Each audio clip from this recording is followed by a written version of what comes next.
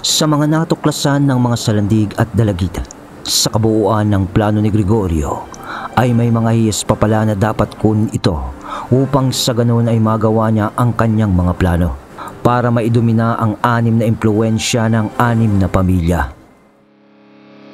Mga kabagis, umpisahan ng paganahin ang ating mga imahinasyon sa paki ng subscribe button. Salamat! Sa mga nangyari, pagkatapos ng madugong labanan sa gubat lawig at pagkatapos mabasa ni Isla ang laman ng isip ni Eladio, inayos muna ng mga gabuna ng kanilang tirahan. At sa mga nasawi sa kanilang mga kasamahan at ng iba pang aswang na hindi nasunog, ay tinipon nila ang mga yun at sinunog. At marami na naman ang namatay ng gabing iyon. Ngunit bago sumikat ang araw sa gubat lawig, sa harapan ng mga nagniningas na apoy ng mga bangkay ng aswang, pagkatapos nilang palayain ang mga bihag na ginamit din lang ni Gregorio na kasangkapan sa mga balak nito, ay tinanong na rin nila si Isagani patungkol sa hiyas nga na maaaring nakatago sa gubat nilang tinitirhan. Ngunit nagtataka naman noon sina Lucero sapagkat maski nga si Isagani ay wala ring ideya sa hiyas na ito. Ibig lang sabihin nito ay balik sila sa wala. Walang ideya ang dalawang pamilya sa kung papaano nila makikita ang hiyas, dahil ayon pa kay Eladio ay tanging si Sarim, Gregorio at Irlan ang nakakaalam kung papaano o saan hahalugadin ang hiyas na yun sa bawat gubat, dahil nga ang magbibigay lamang ng kaalaman na yun ay ang libro ng Irahel, sapagkat ang Irahel lamang ang nagmamay-ari ng 6 na hiyas na yun. Patay na rin naman si Sarim at hindi mo rin lang naman makakausap si Irlan at Gregorio syempre, dahil sila na nga ang mortal na kalaban ngayon ng mga salandig at dalagit.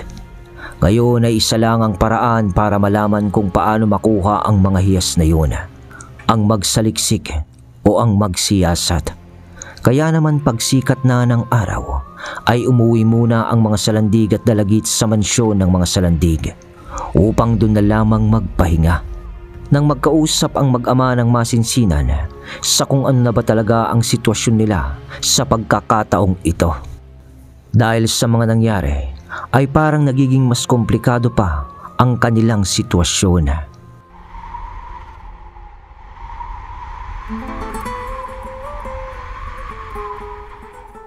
Sa bilis ng mga pangyayari, parang kahapon lang ay kasama pa natin sila tiyo. Ang mga tiyo ko, nakakalungkot. Wika ni Kael sa ama habang nakaupo sila nun sa isang upuang kahoy sa bakuran ng mga salandig.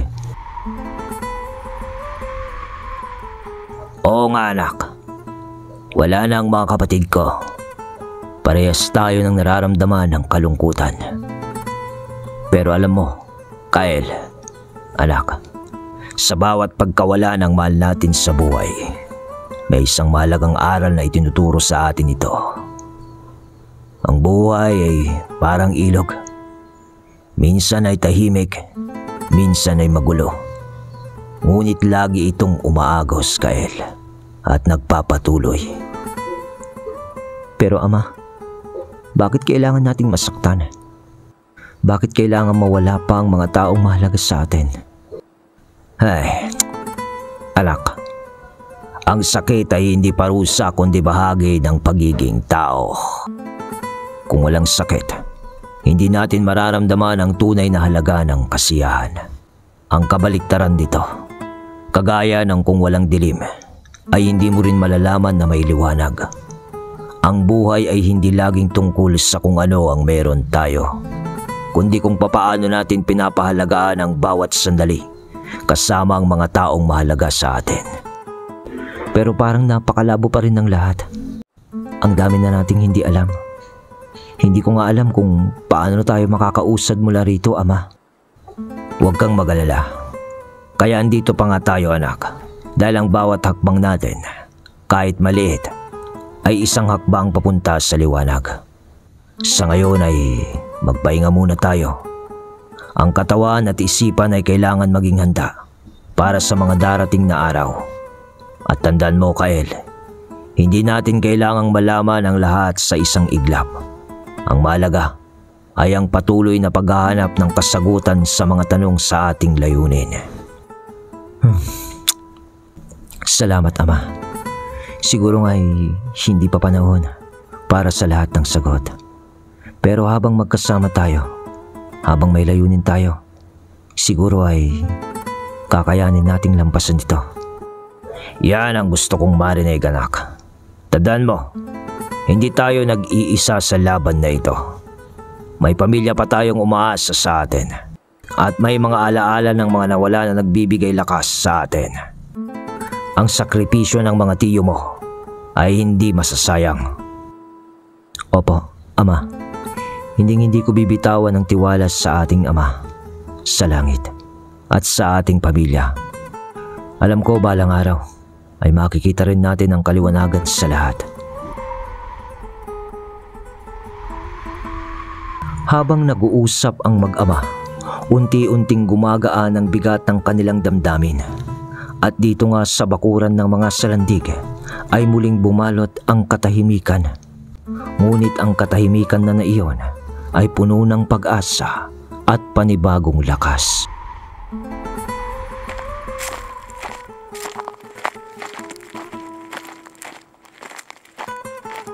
Pagkatapos ng madibdibang usapan ng mag-ama, ay pumasok na rin lang sila sa mansyon ng mga salandig at nagpatuloy na sa pamamahinga ng araw na yun ang dalawang pamilya. Tahimik. Naging tahimik ang araw na yun para sa mga ito. At sa mga sunod pa na araw ay naging matiwasay naman ang sitwasyon. Ngunit hindi naman nawawaglit sa kanilang isipan na nandyan lang ang panganib na dala ng Irahel na tangan nga ni Gregorio. At buwan pa nga nun ang nagdaan at wala pa ring ideya ang dalawang pamilya sa iyas na hinahangad nga ni Gregorio na makamtan. At habang nagpapatuloy pa rin naman sila sa pagsisiyasat sa kung papaano mauunahan si Gregorio sa mga plano nito o maunahan siya na makuha ang mga hiyas, ay nagpatuloy ang mga salandig at dalagit sa normal nilang buhay bilang mga hasyendero. At ang mga pinagalaw na lang nila ay ang mga koneksyon nilang tao sa lipunang kanilang ginagalawan. Samantalang ang tatlong pamilya ay tahimik pa rin naman sa mga panahong ito, na parang ayaw nilang makigulo pa pagkatapos ng kaguluhang nangyari sa Casagrande. Sariwa pa kasi ang mga pangyayaring iyon ng traiduran. At sa mga lumantao naman ay nagpatuloy pa rin si Erlan sa pamumuno o siya nang may hawak ng hasyenda lumantao. Hanggang sa umabot na nga ang 5 buwan ang katahimikang iyon na parang hindi umuusad ang pagsisiyasat ng pamilya Dalagit at Salandig kung papaano nila masusukol si Gregorio habang wala pa sa kanya ang mga hiyas ng Irahel. Magaling yung magtago. Ngunit kahit pa ganon, ay may magandang balita naman na dumating sa mga Dalagit at Salandig. Dahil buntis ka na? Buntis ka na, asawa ko? Tanong ni Kael kay Isla na may kahalong pananabik at parang may halong nerbiyos. Oo nga, ang kulit mo naman eh. Sagot naman ni Isla. Hoo! Tatay na ako! Kasiyahan ni Kael na nabigla nang malaman niyang 2 buwan na palang buntis si Isla. Kael! Ano ba yan? Ba't hanggang sa labas ay naririnig ang boses mo? Para kang bata na sumisigaw. Tanong ni Amador dahil nasa Casagrande sila nung araw na ito dahil sa pag-aasikaso nga nila ng kanilang tubuhan. At dahil na rin sa nung maayos na nga ang Casagrande ay doon na nga nanirahan si Isla at Kael. Sa makatuwid ay si Kael na rin lang ang nagmana ng Casagrande. At yung bahay naman at lupain na naiwan ni Silvino sa Talisay ay napunta na rin lang kay Kael. Dahil sa huling habilin pala ni Silvino ay paghahatian dapat yun ng anak ni Gregorio at Balbino. kasama si Kael. Silang magpipinsan. Ngunit sa mga nangyari nga, ibig lang sabihin noon na hindi lehitimong dalagit ang lalaking anak ni Gregorio, kundi sa linya yun ng dugo ng mga Baldombre. At yung mga anak naman ni Balbino ay puro mga babae. Tapos ay sa Maynila na naninirahan. At binibigyan na lamang ng suporta nila Amador ang mga ito sa hati ni Balbino sa hasyenda. Kaya't wala nang ibang pinuntahan pa ang hati ni Silvino kundi kay Kael na lang. Ama, buntis na kasi si Isla eh. Ano? Tumatanda na ata ako ah. Magiging lolo na ako. Sagot naman ni Amador noon na may kasamang pang-aasar sa edad nito. Ngunit tuwang-tuwa naman na magkakaapo na nga siya kay Isla at Kael. Sino ang pwedeng utusan kaya? Bakit ama? Tanong ni Kael. Dahil bigla na lang parang nataranta si Amador na parang may nais itong gawin. Ano ka ba Kael? Tinatanong pa ba yan? Lumabas ka na lang anak. At mga bayo, tawagin mo ang mga ilang pisante sa ating tubuan. Magdadaos tayo ng kasiyahan. Para saan ama? Ha? Ano ka ba Kael? Wika pa ni Amador, sabay pagkamot pa nito ng ulo. Buntis ang asawa mo. Magkakatay tayo ng baboy at maglilitsyon tayo. Gagawa tayo ng selebrasyon para sa unang apo ko. Napangangano ng mag-asawa sa nais gawin ni Amador. Ama? Hindi ko pa naman naisisilang ang apo niyo ah. Anak, iba pa ang pagdiriwang para doon. Sa ngayon ay ang pagdiriwang na ito ay dahil sa buntis ka nga.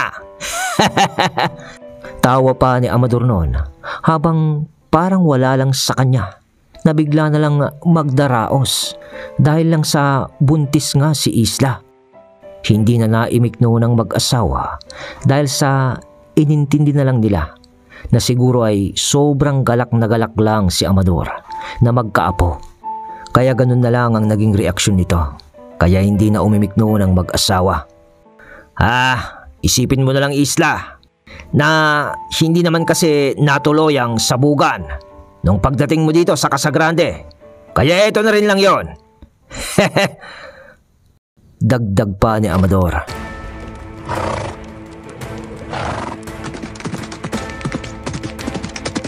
Hey! At nangabayo na nga lang si Kael upang magtawag sa mga ilan sa kasamaan nila para tumulong nga sa biglaang pagdaraos para sa pagbubuntis ni Isla. At nang makaalis na nga si Kael, Isla, anak, huwag kang magalala at ipapatawag ko na rin ang Kuya Lucero mo ngayon din para sa magandang balita. Pero ama, baka naman abala si kuya sa pag-aasikaso sa kasal nila ni Matilda. Sa susunod na linggo na yun eh. Sabi naman ni Isla. Sa susunod na linggo pa naman yun, anak. At sinisigurado kong makakadalo pa ang Kuya Lucero mo sa kasiyahan. Sagot ni Senyor Amador na di na rin na maalis sa mukha niya ang labis na kasiyahan.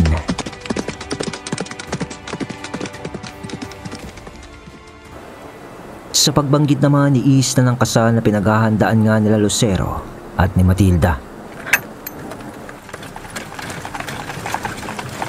dumako naman tayo sa hasyenda ng mga Salandig. Dahil imbitan nyo pa rin ang lahat ng pamilya. Puwera lang ang mga lumang tao. Bili naman noon ni Lucero sa pagpapahatid niya ng mensahe sa mga mensaherong maghahatid ng kaalaman para sa nalalapit niyang kasal nila ni Matilda. Ngunit bago naman matapos ang araw ding yun, ay may dumating din na mensahero mula sa Casagrande upang ipabatid ang balitang, ano? Buntis na si Isla? At may pagdiriwang bukas? Bukas na bukas din? Aha, Senyor Lucero. At iniimbitahan kayo ni Senyor Amador. At ang kapatid niyo kong si Senyorita Isla. Ha, sige. At maghahanda na kami ni Senyorita Matilda upang makatungo doon. Tugon ni Senyor Lucero sa pag-imbita sa kanya. At sa pagsapit nga ng gabi,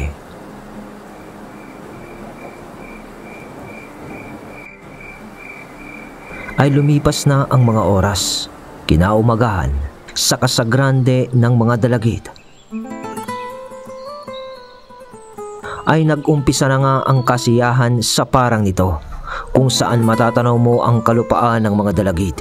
Inimbitahan din ni Amador noon ang ilan sa pamilya, kabilang na dito ang mga Delfiero. Nakalapit bayan din lang naman nila sa Silay. Ngunit sa kasamaang palad ay nagtataka naman noon ang mga salandig at dalagit dahil sa hindi nakarating ang mga Delfiero, at walang pasabi mula sa mga ito kung bakit hindi sila makakadalo. Dahil sa mga oras na to ay hindi alam nila Amador na bago ang umaga ng biglaang selebrasyon na ginawa niya ay napalaban na ang mga Delfiero sa grupo nila Gregorio, at dahil din ito sa paghahanap pa rin ni Gregorio ng mga hiyas. At eto na nga ang mga naging kaganapan bago ang umaga ng pangkasalukuyan sa kwento. Sa Silay tayo.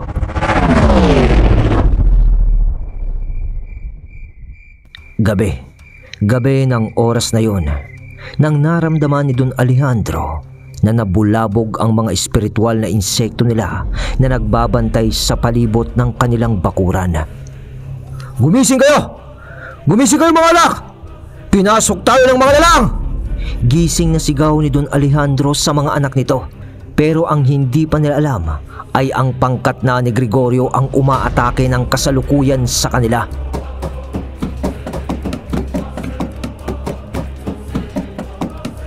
At sa paglabas nga ng mag-aamang Delfiero sa pangunahing pintuan ng kanilang mansyon, bumungad sa kanila ang dalawang lalaki sa loob ng bakuran nila mismo.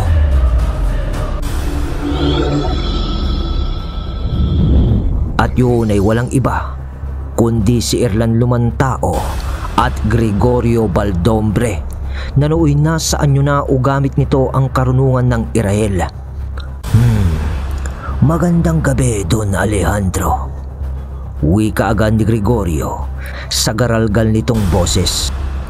Ngunit hindi naman nagpatinag noon si Don Alejandro sa paninindak ng dalawa sa kanilang mga anyo, dahil maski si Erlan nga noon ay nasa anyo na rin ng sulib ng aswang. At sa pag-abante lang ni Don Alejandro ng bahagya, "Anong kailangan nyo? Ba't kayo na pa rito, Gregorio? Alam kong ikaw yan, kahit nakapagpalit ka na ng anyo ng Irahel." Tanong ni Don Alejandro. "Didiretsahin kita, Don Alejandro. Naparito kami upang kunin ang hiyas ng gubat si Layuna." Napakunot noon ng noo si Don Alejandro, sapagkat alam naman nilang lahat na hindi doon ang gubat si Layuna. "Wala akong alam sa gubat na sinasabi mo, Gregorio. Kaya umalis na kayo at huwag nyo na kaming idamay pa sa gulong ginawa nyo ng mga kapatid mong dalagit kasama ang mga salandig," sabi ulit ni Don Alejandro. "Hindi mo ata naiintindihan ang sinasabi ko, Don Alejandro. O nagmamaang-maangan ka lang sa harap ng mga anak mo? O baka naman gusto mo pang may masawi sa mga anak mo o sa pamilya mo bago ka magsabi kung nasaan ang gupat si Layona?" Napahigpit noon ng pagkakaikom ng kamao si Don Alejandro sa sinabing yun ni Gregorio. At dahil dito, "Huwag mo akong takutin, Gregorio! Nasa teritoryo kita!" Wika noon ni Don Alejandro na galit na, kasabay ng pag-uutib nito at bigkas niya sa hulian ng kanyang pag-uurasyon ng "Invado, Insecta, Mortifera, Hostem Interfecet." At ang kahulugan ng mga sinabi niyang yun, sugurin mga nakamamatay, kampon na insekto, patayin ang kaaway. Sa huling sambit ni Don Alejandro ng salita mula sa karunungan ng pambabarang,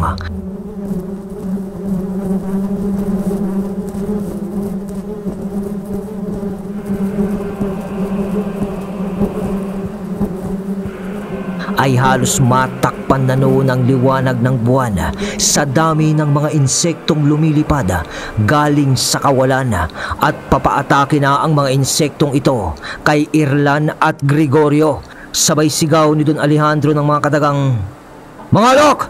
Ihanda nyo ang inyong mga sandata! Tayo na mismo ang papatay sa mga ito para sa mga sanandig at dalagit!" Sigaw ni Don Alejandro, sabay sugod naman ng magkakapatid. Hawak ang kanilang mga sandata upang patayin nga si Gregorio at Irlan.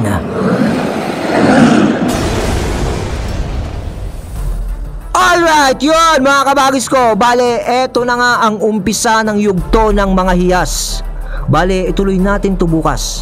Panoorin natin sa ating mga imahinasyon ang laban ng Del Fierro kontra sa dalawang pasimuno ng kaguluhan sa 6 na pamilya.